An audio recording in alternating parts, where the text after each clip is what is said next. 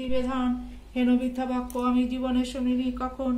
গর্বিত বচন লক্ষ্মী সইতে না পারে, অহংকার দোষে দেবী ছাড়িল তাহারে। ধনে মদে মত্ত হয়ে লক্ষ্মী করে হেলা, নানা দ্রব্যে পুণ্যতরী বাণিজ্যেতে গেলা। শুভ সকাল বন্ধুরা, সবাই কেমন আছো? আশা করি নিশ্চয়ই ভালো আছো। আমরাও সকলে ভালো আছি। আজকে বৃহস্পতিবার, ঘরে পুজো আছে, পূর্ণিমা, তার মধ্যে বুদ্ধ পূর্ণিমা। আজকে দিনটা ভীষণই ভালো।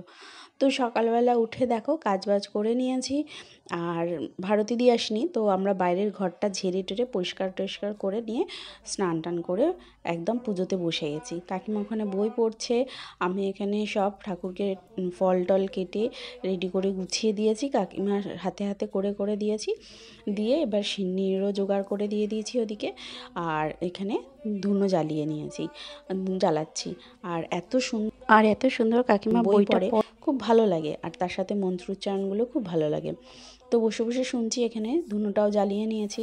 আজকের দিনটা ভীষণই ভালো, বৃহস্পতিবার, পূর্ণিমা। তো আর একটা কি তুলসী গাছের কি একটা যেন আছে, তো আজকের দিনে নাকি মানে তুলসী গাছ লাগালে খুব ভালো নাকি শুনেছি। তো বর্ষা যেহেতু এখনও আসেনি, তো সেরকমভাবে তুলসী গাছ তুলে এনে যে ঘরে লাগাবো সেই জিনিসটাও নয়, যেহেতু মানে গরমের মধ্যে যাতে পুড়ে মানে জিনিসটা নষ্ট না হয়ে যায়, সেই জন্য আর তুলে আনিনি। তো এখানে দেখো ধুনো সব ঘরে, বাইরের ঘরের দরজায় সব মানে দিয়ে দিচ্ছি চতুর্দিকে। আর কাকিমা এখানে বই পাঠ করছে, বৃহস্পতিবারের লক্ষ্মী পুজোর বই পাঠ করে এখানে সব পুজো শেষ হয়ে গেছে। এবার আমরা মানে শাক বাজিয়ে উলু দিয়ে ঠাকুরের কাছে মনস্কামনা জানিয়ে সবাইকে ভালো রেখো, সবাইকে সুস্থ রেখো, গরমটা একটু কমাও। ঠাকুরের কাছে এখন শুধু একটাই কথা, গরমটা যেন একটু কমাও।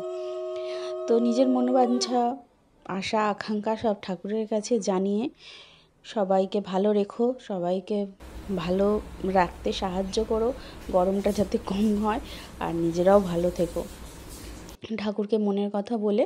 তারপরে সকালবেলা দেখো এদিকে লুচি আর তরকারি করেছিলাম, তরকারি অত বেলায় খেতে ইচ্ছে করেনি, প্রায় 1টা বেজে গেছে পুজো করে উঠতে উঠতে। তো আর একদিকে কাজ করছি, ঠাকুরের কাজ করছি, আর একদিকে ওই সব কাজও চলছে, নাহলে রান্না করতে আরও দেরি হয়ে যাবে। আর ইনি বসে রয়েছে, এনার ভাত যেহেতু রেডি করে রেখেছি, বসে রয়েছে। আর দেখো আমি তরকারি করতে চলে এসেছিলাম, সকালবেলা লুচি আলু চচ্চড়ি করেছিলাম, আর আলু চচ্চড়িটা আর খেতে ইচ্ছা করলো না অত বেলায়। কাকিমা বললো তাহলে চা দিয়েই খাই আমরা। বললাম হ্যাঁ চলো, চা দিয়ে লুচি দিয়ে খেয়ে নিয়েছি, এবার তরকারি বসাতে চলে এসেছি। আমার সবথেকে বেশি কষ্ট হলো এই রান্নাটা করে ওঠার পরেই এত শরীর খারাপ হয়ে গেছে, সকাল থেকে কিচ্ছু খাইনি, জল পর্যন্ত যেহেতু মুখে দিইনি, আর পুরো গ্যাস হয়ে গেছে, হয়ে গিয়ে তারপরে মাথা যন্ত্রণা আর মানে গা বমি দেওয়া শুরু হয়ে গেছে লুচি আর চাটা খেয়ে। দুধ চা খেয়েছি তার মধ্যে, তো এক আধ দিন তো খেতে ইচ্ছাই করে, কিন্তু আমার সহ্য হলো না, কী করবো বলো। কোনো রকমের রান্নাটা করে গিয়ে তারপরে শুয়ে পড়েছি, আর কোনো ব্লগের মানে ভিডিও কিচ্ছু করতে পারিনি। তো ভাবলাম যে আজকে যখন ভিডিওটা করতে পারিনি, তাহলে 2টো ভিডিও একসাথে দেব। তো বৃহস্পতিবার আর শুক্রবারের ভিডিও এটা।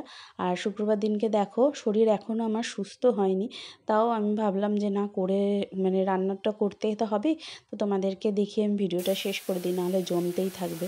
তো মাছের ঝোল করব, আর ওদিকে হচ্ছে গিয়ে তোমার আগের দিন রাত্রিবেলা বসে বসে কী করব, লতিটা কেটে রেখে দিয়েছিলাম, তাহলে আমার কাজটা অনেকটা এগিয়ে গেছে। আর এদিকে দেখো আমি রান্না টান্না করে স্নান করে চলেও এসেছি। আর আজকে দুপুরে ছিল চিকেনটা আমার মানে আমার হাজব্যান্ডের বন্ধুর বউ বোধহয় পাঠিয়েছিল। আর এদিকে মাছের ঝোল একদম হালকা পাতলা করে করেছি। আর লতিটা এত সুন্দর হয়েছিল না, আর এখান দিয়ে তেল গড়াচ্ছিল, কারণটা পরে গিয়ে বুঝলাম যে বাটিটা আমার হাত থেকে একবার পড়ে গেছিলো, সেই জন্যেই হয়তো নিচ থেকে চিড় খেয়ে একটা জিনিস নষ্ট করে দিলাম। মানে কাজের কাজ তো কিছুই হয় না, আর শুধু জিনিস নষ্ট করার বেলায় আমি একদম আগিয়ে থাকি।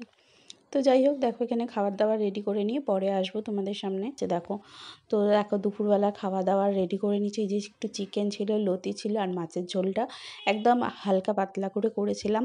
খেয়ে একটু রেস্ট নেব, তারপরে একবারে বিকেলে আসবো।